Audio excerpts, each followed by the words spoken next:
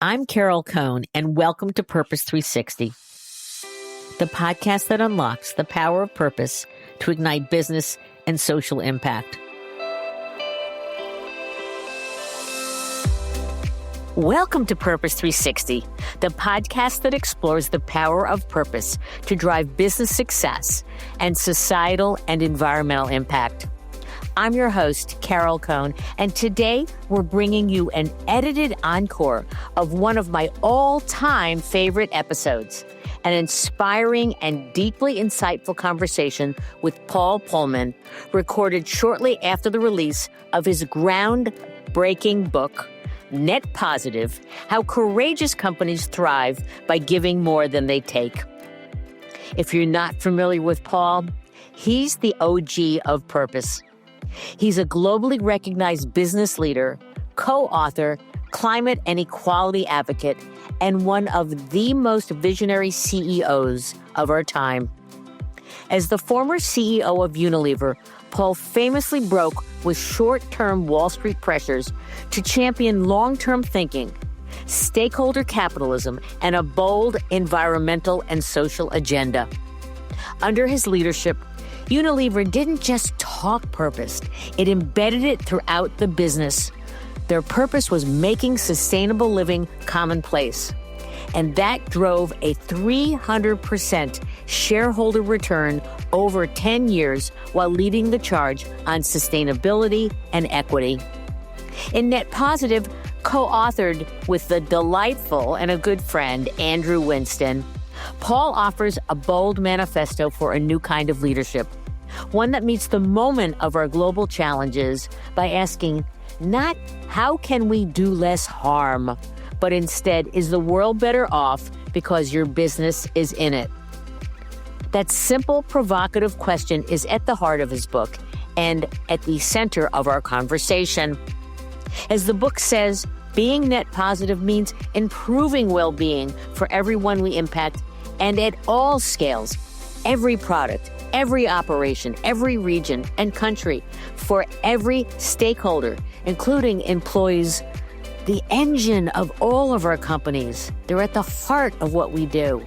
Suppliers, communities, customers, and let's not forget future generations and our planet. This episode is a must-listen for any leader seeking to drive growth while leading with values, integrity, and a clear sense of responsibility. So let's begin. So welcome, Paul. Thank you, Carol. An honor to be on the show.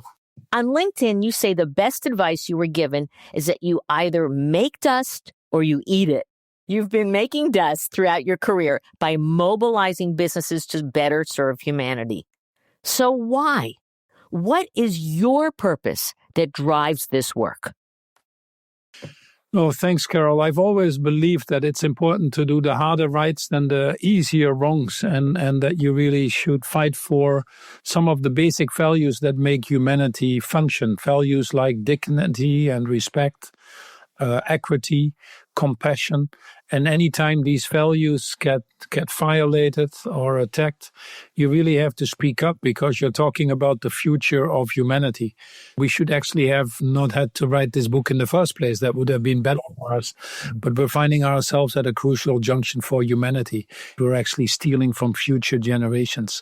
We've lost 68% of our mammals and reptiles over the last 4 decades. We've cut half of the world's rainforests. The issues of climate change are increasingly transparent. And the system, frankly, where we leave too many people behind. I've often said that any system where too many people feel that they don't participate fully or are left behind will ultimately rebel against itself. And we are at this crucial juncture where we really have to decide if we're going to live together in harmony and in sync with planet Earth, or if we become one of these statistics of extinguished species. And, I know which side of the history I want to be on. And unfortunately, we've waited long. We've waited way too long for this. People are now broadly convinced of what needs to be done in terms of the direction. But what is missing is the speed and scale. And this is what the book is trying to address. And many people struggle with that. In essence, I believe in the goodness of human beings, of CEOs, etc. But it's the how that needs to be answered now, not anymore the what. So let's start with at a high level. What does it mean to be a net positive company? We describe it as actually a company that gives more than it takes. It's not good enough anymore to be CSR or corporate social responsibility, which is basically dealing with the less bad. We really have to move to responsible social corporations and make that shift. It means actually moving first and foremost to having no negative impacts, which many people call net zero. But as we are passing these planetary boundaries, we actually need to think about restorative, reparative, regenerative, and this is what we call net positive. How you can actually show that you have a positive impact in this world by being around. If you can't really show that, why should the citizens of this world keep you around in the first place? And you spend a tremendous amount of your time about leadership. And so can you talk about the traits of a net positive leader? You cannot get a systems transformation or a business change transformation if you don't have the leadership transformation. So that's why what we put in this book is first and foremost that it starts with yourself to become this courageous, purpose-driven leader before you can actually drive the broader changes in your company and the broader system. It takes courage to set targets that you know that are needed, but that you don't know quite how to achieve. It takes courage to play how to win versus not to lose. It takes courage to work in partnership, where you expose yourself, where you have to listen to other ideas, where you might not have the power that you're used to as being a CEO. It takes courage really to go out of your comfort zone. So we like the word courage because it comes from the French word cœur, which is heart. And we need to bring humanity back to business. We cannot just distill it into spreadsheets and simple numbers, as Milton Friedman was trying to do. And the reality is we're short of leaders. The average tenure of CEO is now less than 4.5 years for these companies. The average lifetime of a company itself is 17 years. It was 67 when I was born. The number of publicly traded companies are going down. This is not a crisis of biodiversity loss or climate change or food security or inequality. This is a crisis of apathy, of greed, of selfishness that needs to be addressed. And it starts first and foremost, therefore, with your own journey and your own leadership. So I'm glad you said that because I want to talk about how you really created the culture and the direction to follow you for the USLP, Unilever Sustainable Living Plan, was to start with the personal purpose of your leadership team. What does that mean? And how do you do that with a senior leadership team and then cascade it down into the organization? I think the first requirement is not only your own self-awareness, but about awareness what is going on in this world. Purpose is defined by Colin Meyer as to profitably address the issues of people and planet. But you first need to understand these issues of people and planet. So it really starts with taking responsibility of your total impact. It starts with listening very carefully to all of your stakeholders, your communities, your suppliers, your trusted peers, the people you serve, and all of these things. Now, you cannot have a good relationship with your partners in the value chain or in society at large if you don't have employees that feel good about the company they work for. I always say you have to pass the dinner table test. When I'm at a dinner at someone's house and, you're such a big plastic polluter, you're irresponsible in the way you do human rights, or, you're more of a problem for today's world than, frankly, a solution. You don't feel comfortable, or if you can't defend yourself and explain it, you can never be an engaged or motivated employee. I want to talk about other hows, which is why it's important to have transformative partnerships. I want you to talk specifically about partner to win, how you make suppliers partners, because I think that a lot of our listeners are going to go, what? So The bigger things you need to do is first to get your value chain impact under control. What we did with Partner to Win said was, since we carry the responsibility of the ultimate product that we sell to the final citizens of this world, and we have this contract of trust, of transparency, we need to be sure that all of the elements that go into producing these products live up to the highest standards, be it no child labor, be it no slave labor, be it no corruption, be it not linked to deforestation. Be it ensuring that people have fair wages in their value chains. Unilever had 90 to 120,000 suppliers when we started, but we took the top 1,000, which was about 75% of all what we were buying, and we put 3 levels in place, and we helped them. We put training in place and development, and we said to these suppliers, why don't you live up to the same commitments and standards that we set? You become stronger partners with us. The result of that for Unilever was that most of the major suppliers, would bring the innovations first to us instead of others. That we saw companies like Seventh Generation or Dermalogica or other wonderful B Corps in the system, Puka, that they said, we want to work with you guys because you aspire, or you can scale what we aspire to with the values that you live. So I think that's amazing. I have not heard you talk a lot about that in other podcasts, and I don't think people, unless they really study Unilever, get that. So I hope our listeners heard that really well and begin to practice that. Of course, read the book. I want to ask the question about measurement, because you were very transparent about what you achieved, but what you didn't. So why is that so important to a net positive company? It is important for various perspectives. After you set your purpose, we talked about, or bring the purpose to yourself and your people, you have to set net positive goals and clear targets. First of all, these goals have to be stretching. You have to set targets that might make you feel uncomfortable because you just don't have all the answers yet. But these are targets that you know are needed. For Unilever, these were targets of all our products sustainably sourced, 0 carbon emission in our value chain, 100% living wages, at least 50% women, including people with disabilities at its fair share, etc. These were targets that we thought over the 10-year period we should achieve. Why is it important? For 2 different reasons. The first one, Carol, is that by setting these targets, you assume responsibility and you can be held accountable. By making these targets public, in Unilever's case, 3 overarching targets, but 50 total targets. And yes, we have lots of debates of why so many targets, but you create trust. The driver of trust is transparency. Transparency drives trust, and trust drives prosperity.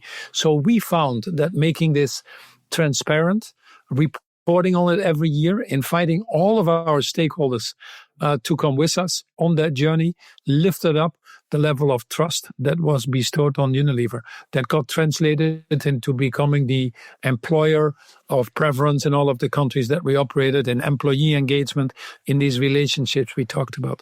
The second reason for this is that as we set these targets, and they were so audacious, no company frankly had set them, that we did something by coincidence that made us human. We said we don't have all the answers, which is very rare to hear from a CEO, and we don't know how to get there alone. So we actually opened the door for partnership, for saying to people, we know that where we are is not good enough. Don't just attack us for that or advocate endpoints because we actually agree with you, but become part of this journey because it's awfully tough. The how to do this is where the most difficult thing is, not in the why we should be doing that.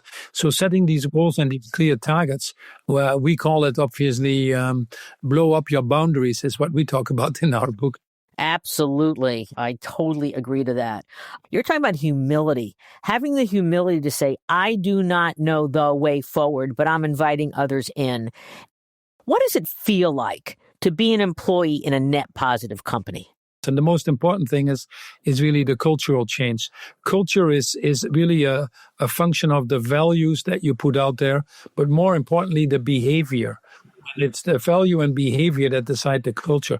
So many companies, the Boeings, the Enrons, the GEs, the Parmalas, the Wells Fargos, and I could go on. They probably had wonderful value statements that made you cry. But to make it come alive is where they fell short, and then it creates a rotten culture. So think about this enormous loss of opportunity. So what does engagement feel like in a company itself when you get there? It's an environment where each and everybody can develop to their fullest potential, where each and everybody is respected to that fullest, irrespective of race or gender or culture, where decision-making is delegated down to the levels of where the decisions are, not where the hierarchy centers its powers, where people are aligned around a common goal. People said often to me in Unilever, how come that anywhere I go, any of your countries, we were in 190 countries, people say the same thing, are as passionate about the Unilever Sustainable Living Plan, and feel nearly like missionaries in terms of changing the world. And I said, it's because that purpose is so strong and so aligned. Can you just mention what your return on equity was for your 10 years at Unilever versus the FTSE? First of all, on top and bottom line, we grew every year and we outgrew our competitive set over 10 years. We had a 300% shareholder return over that period, which was well ahead of the market by a factor of 3. And we operated, despite 64 acquisitions I talked about, at a 19% return on invested capital. You do have to have business results. This is not... And you do need to take your shareholders along. And increasingly, you should be able to translate your sustainable strategy, your focus on your purpose into a value creation story. I think companies are becoming better at it, but very few CEOs are still skilled at it. But ultimately, you need to produce those results. There is no question about it. And I think the main argument, you might say, there is the moral argument, but unfortunately, we don't have the luxury of time to just wait for the moral argument to prevail. But I think increasingly, the reason that you see the financial market move, and may I say in many areas ahead of the rest of the business community, is really the increasing evidence of the financial attractiveness of this different business model. I wanted you to talk about that because I've always been at people patting me on that, oh, you're such a do-gooder. You want business to do good, but business does well. You talk about the USLP as an enterprise purpose, but why is it important to have brands building off of that? And any insights about brand managers who truly want to embed purpose, real purpose into their brands? Well, ultimately, you need to be sure that as a company, you have minimal standards that you consistently apply across the company. That consistency is very important in terms of getting your credibility or being seen as genuine. That's why we started to reintroduce the Unilever brand also. I felt that people are more curious to know who the companies are behind these brands and the companies they deal with. On sustainable sourcing, on livable wages, on gender equality. These are things you can't pick and choose. You have to do across the organization. But then increasingly your contract, at least for consumer-facing companies like Unilever, your interactions with the citizens of this world is through your brands. Citizens increasingly want to associate themselves with brands that stand for what they believe in. And what we found was brands that have internalized in their brand key purpose and make that come alive stronger than others are brands that have a real connection because people want to be part of a movement. It's interesting. You might say individually, I cannot make a difference. People feel a little bit disempowered at an individual level when these problems are so overwhelming. But, collectively, you have millions of people, hundreds of millions using Dove, hundreds of millions buying our tea. So the small act of buying sustainable tea, of fighting for the right labor standards on the tea plantations, of standing for women equality with your purchases, next to other things that consumers do, like voting and all the other things, but with your purchases, is a tremendously powerful tool. And again, numbers, they grew, your purpose brands at Unilever grew, 69% faster than your other brands, and they provided 75% of the total turnover? Yeah, at least twice as fast in growth and significantly more profitable is definitely the case. And that's not surprising. They are better connected to society, better understand the needs out there, and probably people running it that are a little bit more responsible. So add all of that up, it has to translate into better results. That's superb. So we have only a few more minutes, but I want to ask you, if you meet lots of CEOs, they're beginning to read, they're beginning to pivot, what are the 3 most important things you would say to them to really get them on the journey in an authentic way? Well, that is an easy one in a sense, because the first thing I would tell these CEOs is this is an enormous economic opportunity. Don't miss it. The train has left the station if you want to, and you're either on it or you're already on the way to the graveyard of dinosaurs. So that's the most important thing. The second thing I would say to the CEOs, it starts with your personal journey. The fizz rots from the head if the CEO is not fully behind it. If you don't believe in it, then frankly, step down from your job, because it's too much of a responsibility given to you. Viktor Frankl said as well in his book, Search for Meaning, when they built the Statue of Liberty on the East Coast of the United States, they forgot to build the Statue of Responsibility. I love that. I love that comment. Yes. An absolutely key thing. So that is the second thing, that it is your own transformation. And then thirdly is the incredible power of partnerships. You don't have to take all the problems of the world on your own shoulders, but forge these broader partnerships to drive these more disruptive changes that the world needs right now. Help de-risk your own processes by doing so, and help de-risk a very difficult and gridlocked political process as well. So it's about opportunity, it's about your own leadership, and it's about transformative partnerships. And in closing, how would you like to talk about net positive? So what would you like to just share as a parting comment with them, since this has been a wonderful conversation? Perhaps 2 messages, Carol, if I may. The first one is that the people that probably listen to this are very fortunate, like I've been. I had food, so I wasn't stunted. I had a toilet at home. I didn't have to deal with organ defecation. I had a piece of bar soap, so I didn't die before the age of 5, like 4 million children in the world. I was fortunate enough to be born in the Netherlands, where I got free education. My father worked in a factory. We had 6 children at home. I frankly wouldn't have had a chance. But at the end of the day, and the older I get, I realize that I won the lottery ticket of life. I didn't do anything for that. And there's only about 5% of the people, mainly skewed towards your listeners, that won the lottery ticket of life, that are independent, that are sort of financially, safe, that can do what they want. So if you won the lottery ticket of life, I would say it's your duty, it's your obligation to put yourself to the service of others. We cannot live in an increasingly on smaller and smaller islands of prosperity when we literally have a growing ocean of poverty. The second message I have is one of hope. People often ask, are you optimistic or pessimistic? And my best answer is I'm a prisoner of hope. We always underestimate technology and how fast that goes. We can solve 90% of the problems for the next decade already now. After all, we also know how to build houses or toilets, or how to produce a piece of bar soap. So many of these issues, we have the solutions. So technology always is underestimated. The second thing is the cost of action and inaction I talked about. This is really an enormous opportunity. And the third one, there's an enormous groundswell of young people. They want to be part of this solution to create this better, more inclusive world. They want to be invited at the table. And my point is, increasingly give them the table. So moment is now to join the net positive movement. It is a challenge to do. That's why we need these courageous leaders. And hopefully the book helps you to some extent not only get that courage, but very practical, because that's how we are, very practically, give you some ideas on how to implement that into your company. It's a wonderful conclusion to an amazing conversation with Paul Polman. Net positive is a movement. And your contribution to that movement is extraordinary. And I know that all of our listeners will be so thankful. So thank you, Paul. This has been amazing. Well, you're too kind. Likewise.